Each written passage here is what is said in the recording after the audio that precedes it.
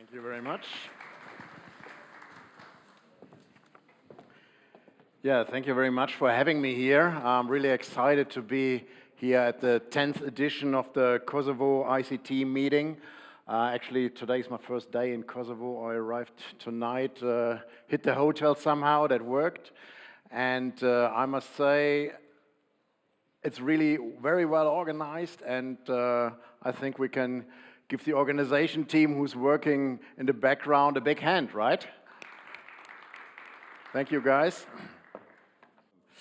Yeah, so welcome. I would like to talk about open source in business and why a free ERP solution matters for Kosovo.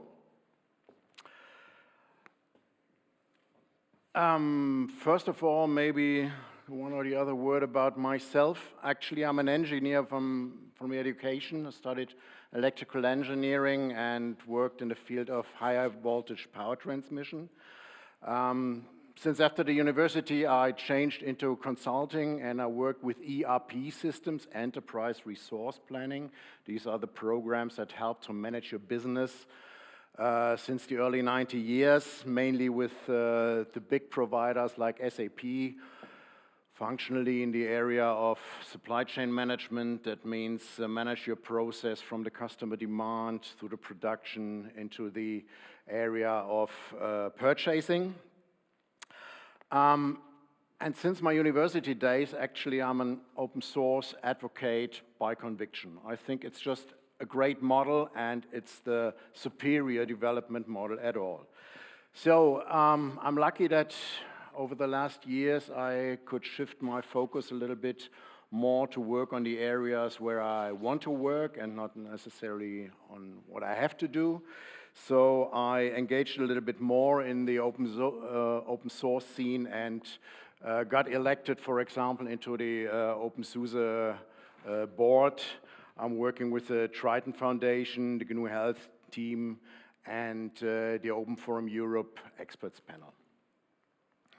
So first of all, let's take a little look at what freedom means. Freedom is definitely one of the most important values that we have in mankind. I mean, if we don't have freedom, then we are suffering from external control, basically. So in that context, the recent or the ancient philosophers had already an early look at it. So while Socrates says, well, the man must choose between the possibilities, always with the target to choose the best according to reason, it changed a little bit into the Middle Age. The Middle Age was more the theological background of it. And they say, okay, yes, man can choose, but he needs a little kick from grace. And nowadays, in the latest, in our current times, it was more focused on the human itself, and the freedom grows basically with the increase of mental clarity. Actually, another philosopher, Aristotle, I think he has a crisp and pregnant definition of freedom, because he said, freedom is the ability to choose between various options. And I think that makes it very, very good and very crisp, because it has two things. First of all, you have the ability to choose. And second of all, there are alternatives from which you can choose. And alternatives make you happy. Trust me, we'll come back on that. So what has freedom now to do with free software? Who of you owns a smartphone? Something like that here. Yeah, stupid question, of course, all of you. But for how many programs on the smartphone have you really paid? For zero? Okay, zero. Somebody giving me more? More than zero? Has anybody paid for any program? 2 programs? Was that a 5? To be honest, I have many, but I don't know how many I've paid for. At least you have paid for some, right? Okay. Yeah, that's the point. For most of these programs that we have on the smartphone, we have never paid, right? That means the programs that we have on there, we receive free of charge, We receive them gratis, but are they free software as in freedom? Probably not. Because if you don't pay with them directly, you're paying with your data. These programs are mostly closed source, and they're taking their data, your data, to make money out of it. What does that mean? If we cannot look into it, we have to believe what the software manufacturers tell us. And they tell us something like, oh, your privacy and the protection of your data is important for us. Absolutely, that is, but not in the sense that you think it is, that they're taking care about your data. No, they take care of your data because they want to make money out of it. We treat your data in accordance with the GDPR. General Data Protection Regulation is a EU-wide law since, I think, about 3 years ago, and they brought us a lot of nice stuff. For example, these cookie consent banners and something like that everybody hates of us. But is this really the case? Unfortunately, in most cases, they are treating it not according to GDPR. And I've brought 2 examples for you. I've selected them from the medical area because the medical area contains the most sensitive data about ourselves. So the first example, the first bad example I have is the so-called Luca app. During the corona pandemic, there was the need to create a contact tracing. There was the official Corona warning app, which was a little bit overloaded with value propositions, which it couldn't fulfill in the beginning. And then suddenly, during a talk show, a singer came up and said, hey, we have the Luca app, and this is the holy grail. And everybody said, oh, great, Smudo is selling the Luca app, and this will solve all our problems. But unfortunately, it didn't. Because first of all, it was closed source, and that was released after some time. And then they started immediately finding out that there were problems. For example, open source, not bright enough, open source violations, license violations. That is not a security problem as such, but it shows what mindset the developers had. Because in the open source world, it's very important that you give the kudos, the intellectual property, the right at the development to the person who did the work, actually. So it's an absolute no-go to use source code without mentioning proper the author and the license of it.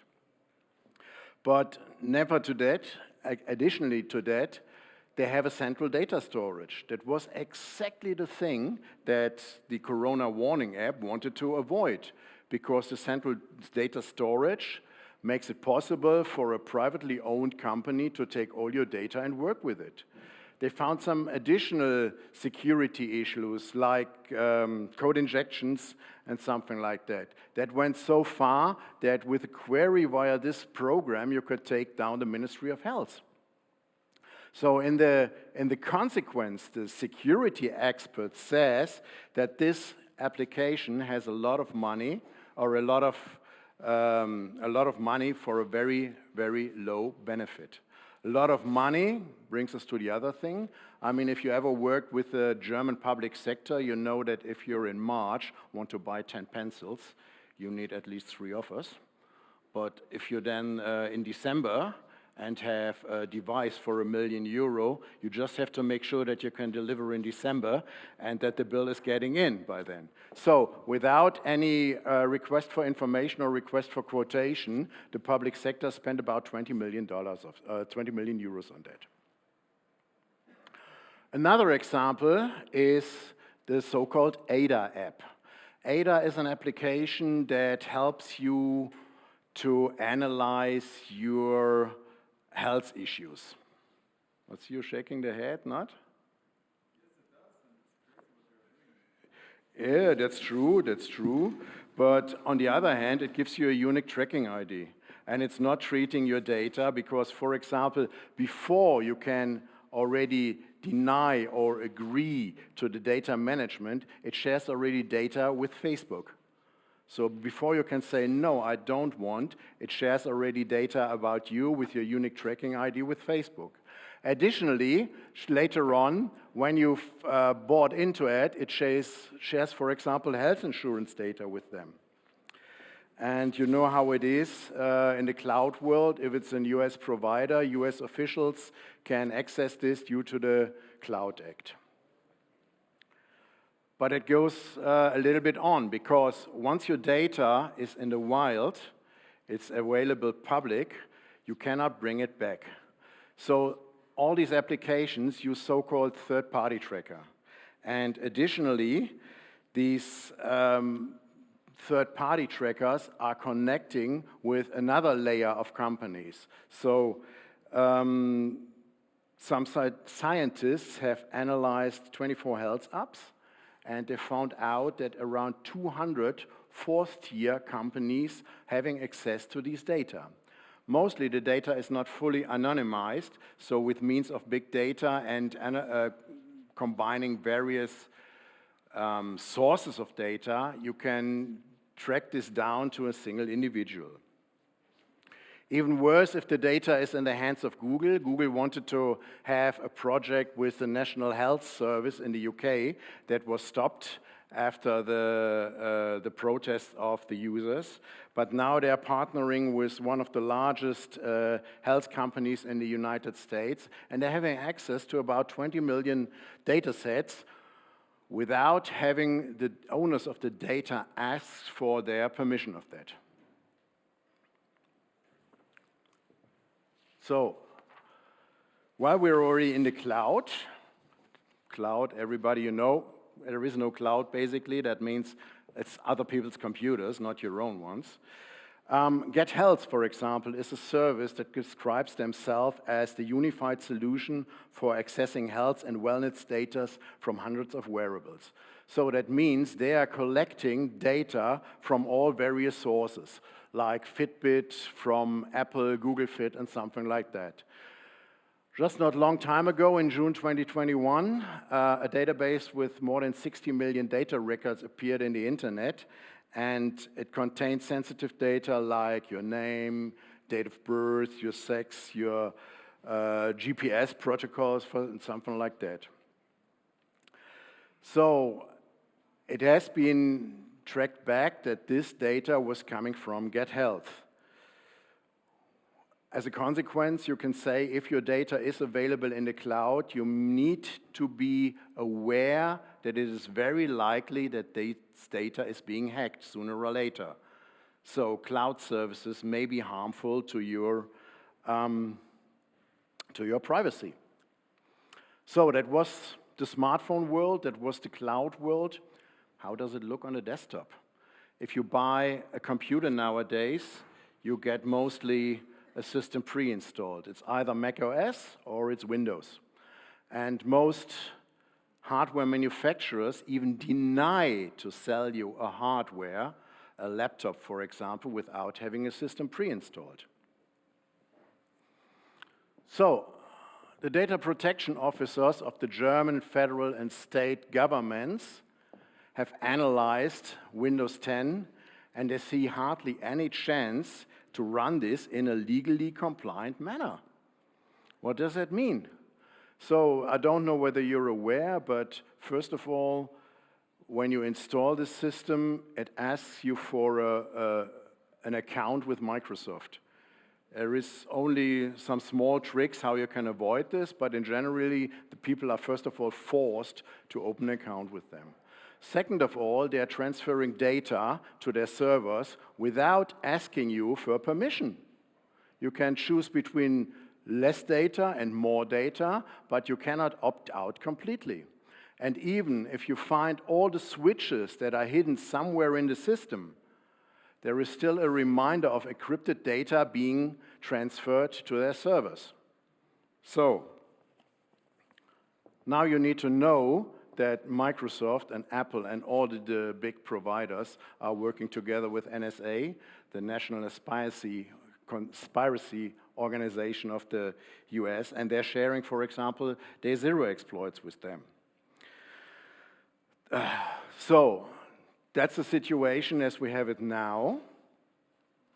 We have basically no privacy here. Office 365 and Teams shares even more data with servers, with external parties. What can we do?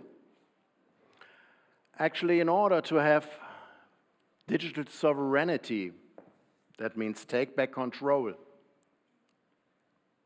we need to have the full control over our software stack, and ideally over our hardware stack as well.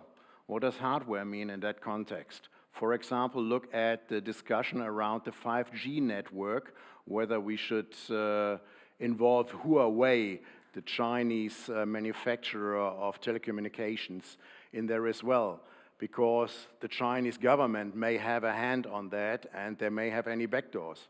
But nobody's asking about backdoors, for example, in Cisco routers.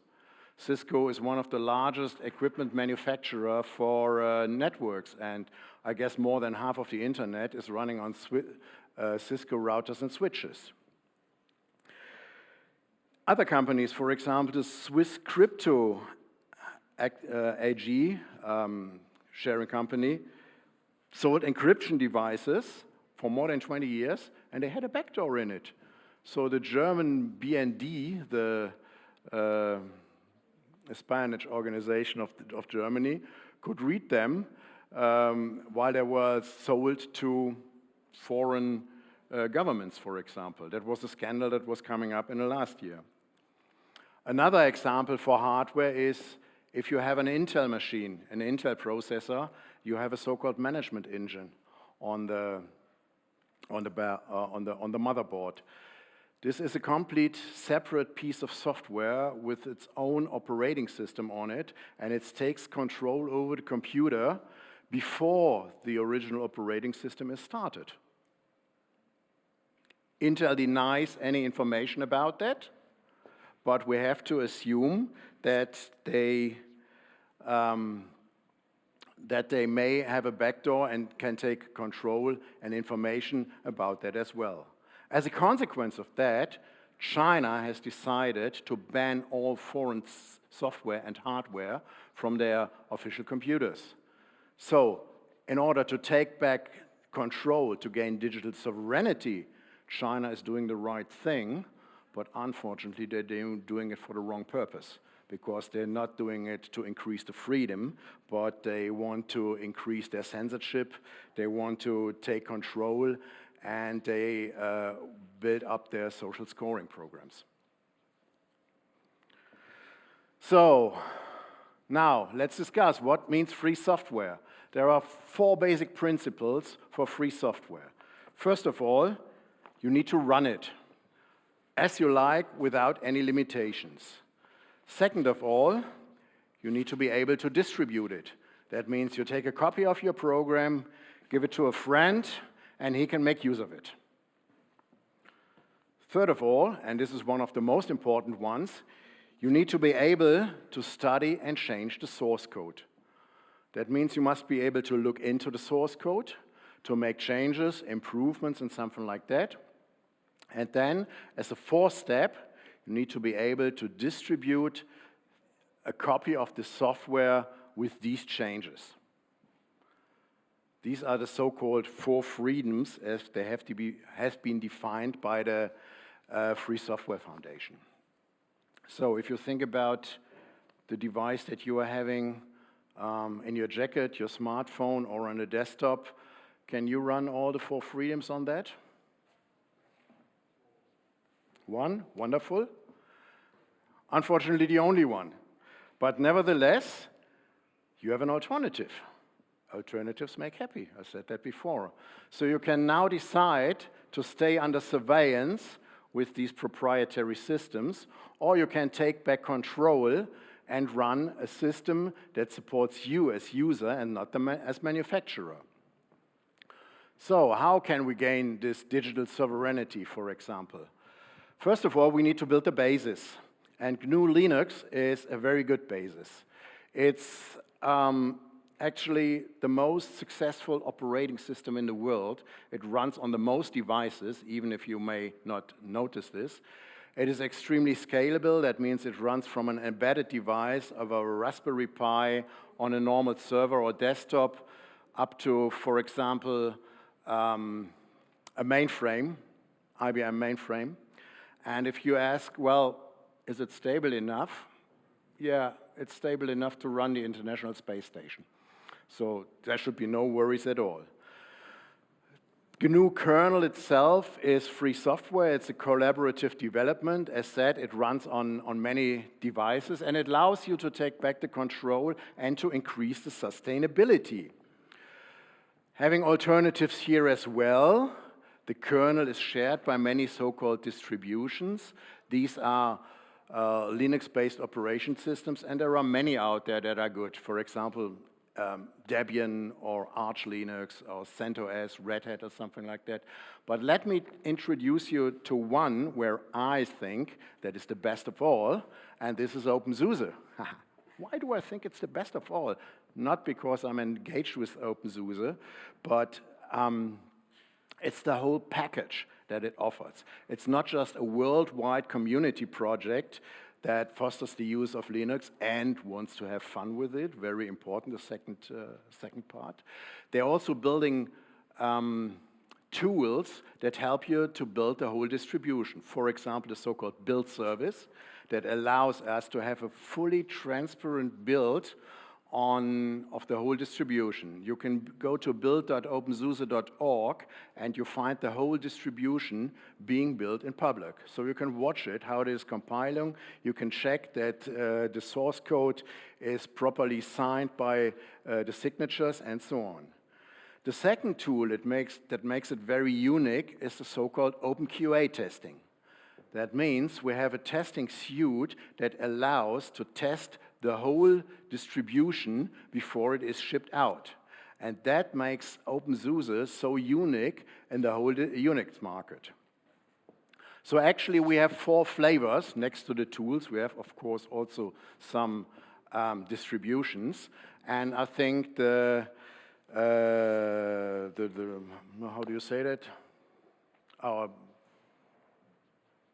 power horse is basically Tumbleweed. This is a rolling release, like, for example, Arch Linux as well, but with the big difference, Tumbleweed is tested before it is released. A rolling release means you get basically all the latest software. We have a so-called factory first policy. That means all development has to go to factory. From factory, a snapshot is taken, it's being tested, and if the test is okay, it's being released. So you get, ideally, every day a new set of software. If the test is not okay, the snapshot is discarded and a new snapshot is taken. Due to some rollback options that we have, in case something goes wrong, and every now and then something goes wrong, mostly in conjunction with the proprietary NVIDIA graphics driver because they cannot cope up with the speed of the kernel development, you can always roll back. Go back into an earlier stage, boot up the system, snap a rollback, whoop, you're back in a working system. So that makes Tumbleweed is more or less unbreakable. And within the community, it's very popular as a desktop system. And desktop means, in this case, we're delivering 10 so-called desktop environments. If you're working with Windows or if you're working with Mac OS, you have one look and feel. Whether you are happy how the file manager works or not, you can hardly avoid it. On Linux, you have the option to have various desktops. And it means not one desktop or the other, but it means one desktop and potentially all the others. That means you can install them in parallel. There are 2 big ones called KDE and GNOME. Myself, I'm a KDE user since 20 years, and I'm absolutely happy with it. But there are also others as well, like Cinnamon Mate or LXQT, and they all have their individual strengths. For example, that they're very lightweight if you're running on an older machine. Then we have Leap, that is the traditional long-term support release. So we have a classic release model here that comes up with a big service pack once a year and smaller service packs during the day. Actually, Leap is binary compatible with SUSE Linux Enterprise. This, don't mix up Opensuse, the project, with SUSE, the company who's listed at the stock market. They are offering services subscriptions. So if you run a mission-critical server, for example, and want to have support for that, you can buy a subscription. And SLE is binary equally to Leap. So basically, you run this Linux Enterprise without having a subscription. You use it on a server and as a desktop. On desktop, I use it in the family where I know from people who don't need very much support, and I don't have to pay attention about it because it just runs. Then we have two newer products. First of all, MicroOS. This is a very minimalistic, transactional, and self-contained system. What does that mean? It comes with a very reduced set of programs, first of all. It is transactional. That means you do an update, and it goes all or nothing. It checks whether it works, the update or not, and if it's not working, it rolls back. The interesting thing is, it runs from a read-only file system. That means for a potential attacker, he has no chance to invade into this system because it runs from a read-only file system. You do an update, and then the system reboots and activates a new slice. It's basically running, or it's built on Tumbleweed as well, so all the desktops, some 50,000, 20,000 programs available, you can install on MicroOS as well, and it's getting growing popularity as MicroOS desktop for the daily use. On top of this, we have so-called Cubic, and it's MicroOS combined with Kubernetes. Kubernetes is a system to manage large amount of container hosts. Up. So, I was talking about sustainability. Does anybody know what that is? Oh, first of all, any questions to the various flavors? Or we can take this up later on. Does anybody know what that is? Sustainability.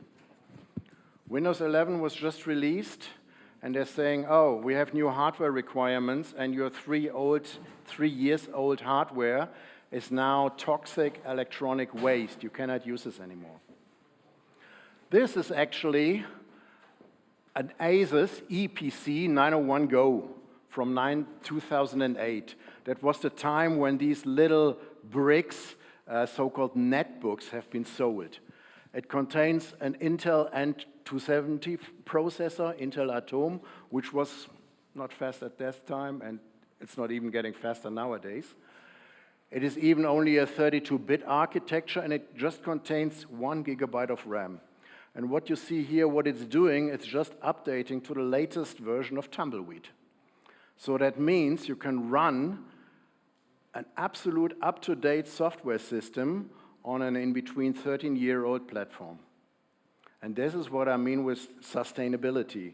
So it allows you to run your old hardware longer, which is much more cost-efficient, and second of all, it's environmental friendly, because electronic waste, which is produced a very lot of it, is very difficult to recycle.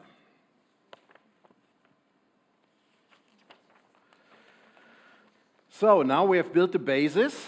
We have a free software system that we can use, and now let's take a look at ERP software.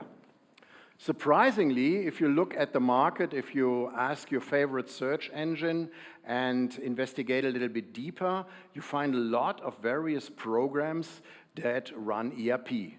I mean, ERP is not really sexy, to be honest. It's more boring stuff. So how do you manage your books, your bookkeeping, your customers, and so on and so on? I have to speed up, right? Yeah, okay. I talk faster now. You just I squash it a little bit. Yeah, right. So there are a couple of ERP systems on the market, and they are mostly called free, but you are open, but you have to make sure that you really take a look at what you're buying. Because open does not always mean free. First of all, if it builds on top of proprietary technology, if the technology below it is not free, your whole system cannot be free anymore. Free as in freedom. Second of all, if the vendor is asking you, hey, you can get a trial license for starting, it's not free. Remember the 4 freedoms? So if you need a license to run an open source software, there is something wrong. And there are a couple of bad examples in the market which had a free core some 20 years ago, but nowadays it's a completely proprietary vendor. And third of all, it contains hidden locks. For example, at the time when you want to do an upgrade later on, you find out, oh, you cannot upgrade it. You have to send the database to the supplier to do the update for you. First of all, you're giving away all your data, your crown jewels, your customers, your prices, your margins and everything, just to get it back and pay for the upgrade. One ERP system that is a fully free software stack is Triton. Triton is a fork from Tiny ERP back from 2008. Tiny ERP does not exist nowadays anymore. It was called then Open ERP, and then they renamed it to Odoo. You may have heard that. It's quite popular. But actually Odoo is also not free as it should be, because it contains exactly these hidden locks, and you cannot upgrade it. So the developers, 3 main developers at that point in time, decided Tiny ERP is not free enough as it should be, and they forked it. A major rewrite afterwards took place, so the whole system has the server, the client, and around 160 modules that you can use to run your business. Basically everything from accounting, from selling, from controlling, warehouse management, and something like that. It is modular, it is object-oriented, it is extendable, it has a long-term support for multiple years, and if I say extendable, I want to introduce you to the probably most important project, or the largest project that runs on the Triton core, that is Canoe Health. It's a fully free health and hospital information system that is modular as well, and it contains modules from social medicine, COVID-19 contact tracing, the whole stuff that you need to run a hospital, up to precision medicine, because it contains, for example, a full genome database. Canoe Health is in use in small primary care stations in the rainforest, but as well in the largest hospital in Asia, the All India Institute of Medical Health in Delhi. And to come back, alternatives make you happy. They have a personal health record as well that runs on the Pine phone or that runs on the desktop, and completely keeps you the ownership of the data. So there is no other third-party tracker or something like that involved. As it is free software, feel free to port it, for example, to Android or something like that. So, and now, what has all this stuff to do with Kosovo? Triton is coming to Kosovo. We're working together with the GEZ, which is one of the main sponsors of this conference, to bring Triton to Kosovo. So, GIZ wants to develop the micro, small, and medium enterprises in Kosovo, and the idea was to build a template of an ERP system that functionally fits for the Kosovo, that contains all the legal requirements that you have, for example, for bookkeeping or for selling, taxation, and something like that. GIZ has evaluated various ERP systems and came to the conclusion that Triton should be the weapon of choice, basically, as the basis for the so-called Sherpa project. If you want to know more about information about Sherpa, talk to Simon Flirt. You've seen him just before on that stage here, or to Felix Kuhlmann. Sherpa offers business opportunities. It offers opportunities, first of all, for the customer side, for the micro, small, and medium enterprises. If you're now at the moment running your business on pencil and paper, it's not really scalable and doesn't bring you forward. But the Sherpa will allow you to digitize your business processes that have the accounting, have system-supported sales process, and something like that. You will be interoperable because the interface definition is open. And you can get support directly here out of the country, from whom I will tell you later on. And again, alternatives make you happy. You have the choice between various service partners.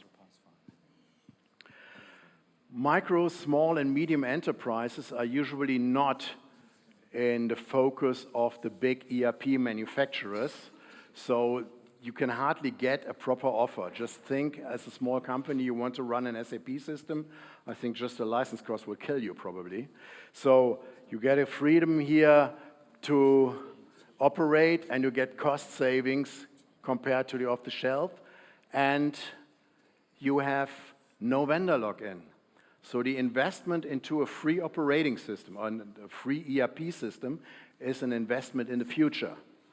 I've seen during the years many ERP or production planning control system provider going out of business. If you are then the customer and you're standing there and just learning, hey, my service provider run out of business, I have no source code, then you're a little bit messed up, because then you have to migrate to another system, which is quite time and cost expensive. If you have access to the source code, you can always carry on with your business, either by extending it yourself or by paying people who do exactly the same for you. And this is now the opportunity that we have for our local service provider. So the idea is that with the Sherpa project, we grow an ecosystem of service providers here in Kosovo. So the service provider should ideally build up knowledge in Triton, in free software, to give support to the companies over here in Kosovo. That can be done on a functional basis. They can offer hosting options. They can offer subscription options and something like that. So they can expand their business here. They can expand their skills. And finally, you can become part of a global community, because the development of such a software is collaborative. And this is the main difference between the development model of proprietary software and open source software. If you think about you're developing a screen capture tool, for example, in the 25th edition, and you want your customer to pay for it, so you need to find any bells and whistles that you can attach to it, whether the customer wants it or not. So in many cases, the proprietary solution is quite over-engineered. It's slow until you get these things up and running. And this is completely different to the free software, because first of all, the basis is already proven, and second of all, due to the fact that we have a collaborative development, we can do things much faster. So if we decide we want to have this and that functionality, then a good way is usually that you share the development cost and later on donate this back to the original project. Example from Jamaica, the so-called injury surveillance system on the Canoe Health system was developed in Jamaica and then dedicated back to the project. This is how the development of open source system works. So everybody can take advantage of it. You don't have to pay license fees. You don't have to pay an annual maintenance based on the license fee, for example. But you can just use it, and if you want support, you subscribe to the support, right? You only pay for what you really need, and that means the total cost of ownership is much lower than on the other side. What is the difficulty? The difficulty is that no open source project has a sales team. That means the software is not pushed into your company. You need to pull it in somehow, either by engaging somebody who is evaluating software for you and say, use this or use that, or by building up knowledge and looking into it. If you have a request for information with a standard software, then the sales team is already next door on your doorstep. Okay, I have to hurry up. Let me quickly summarize. If you want to have full freedom for your business, make sure you have a completely free software stack followed up by a free ERP solution. This investment is future-proof because you have always control over the software and you can work with it.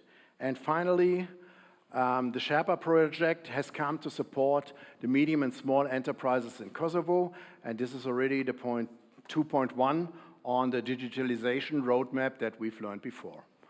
And with this, thank you very much.